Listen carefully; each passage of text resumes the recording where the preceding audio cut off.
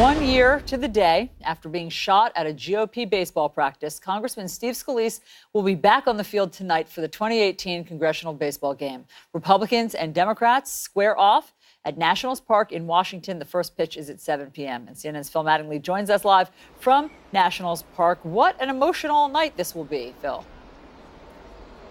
Yeah, Allison, no question about it. Look, it was at 7:06 a.m. 365 days ago from today when those first shots rang out. It rattled Congress. It rattled the members that were there. When you talk to them, just the visceral memories of that day, the fear, how they were paralyzed, it's pervasive almost even 1 year later. But the most interesting element by far has been with Steve Scalise, the third-ranked Republican in the House. His recovery, we obviously all saw him come back to Capitol Hill just a couple months after that very near-death experience.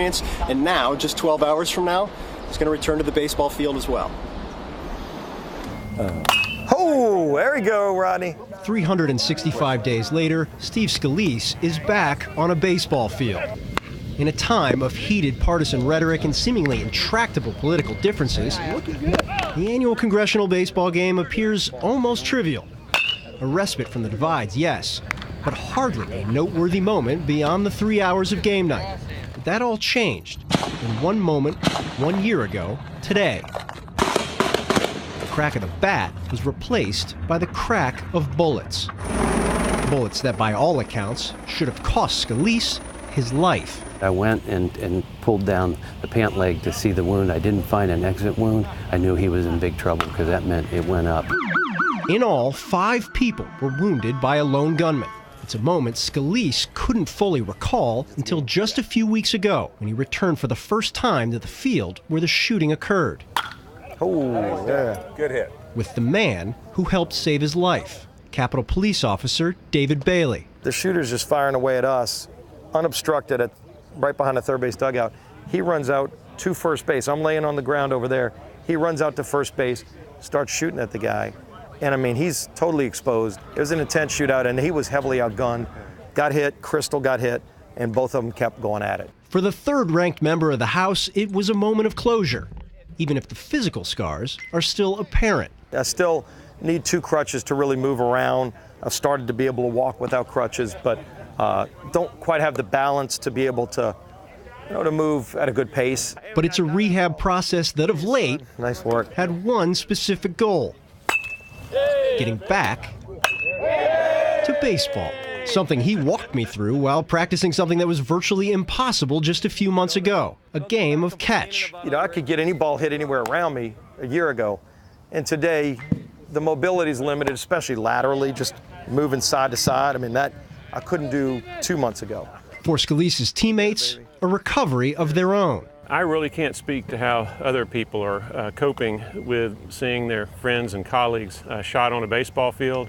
It's a unique situation. I thought I was going to be the pinch runner. And bringing the team even closer together. Well, baseball is the only sport where you actually have a play called a sacrifice. And we saw a lot of sacrifice that day by a bunch of individuals and people just stepping up to make sure that they were taking care of others. Their goal may be to beat Democrats. When we lift the trophy, what time? But it's now a game with so much more meaning. We bonded in a way that nobody else has. Hopefully nobody else will. Let's make tomorrow about a comeback story. How about Let's get in here. Let's go right here. On three. 1, 2, 3, win! Oh my gosh, Phil, what a day. What an important day here.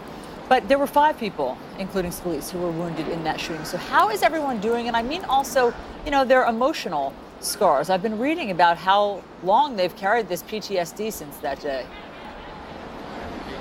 Yeah, it's been really interesting, Allison. In talking to members over the course of the last year, how many of them really still live with this on a daily basis. Some saying they still look over their shoulder. They actually had to change the practice field this year to a different field just because a lot of members didn't want to be there. But you talk about the actual health of the 5 people, including Scalise, that were shot.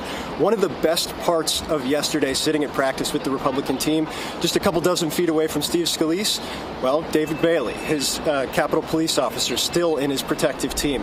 Also there at practice, Zach Barth, who was shot in the leg, a staffer. He's now healthy. Throwing batting practice, Matt Micah, a lobbyist who a lot of people thought was near death when he was shot in the chest last year. Crystal Griner has also recovered. So everybody physically is back on track. Everybody physically is back on the baseball field. But I think you mentioned probably the most important part, Allison. There's still a lot that people need to get over on the emotional side of things. But as Congressman Scalise told me, tonight will be a big part in closing that circle in what has been, I think by some accounts, an awful year, and certainly by a lot of accounts, a year that has brought people a lot closer together.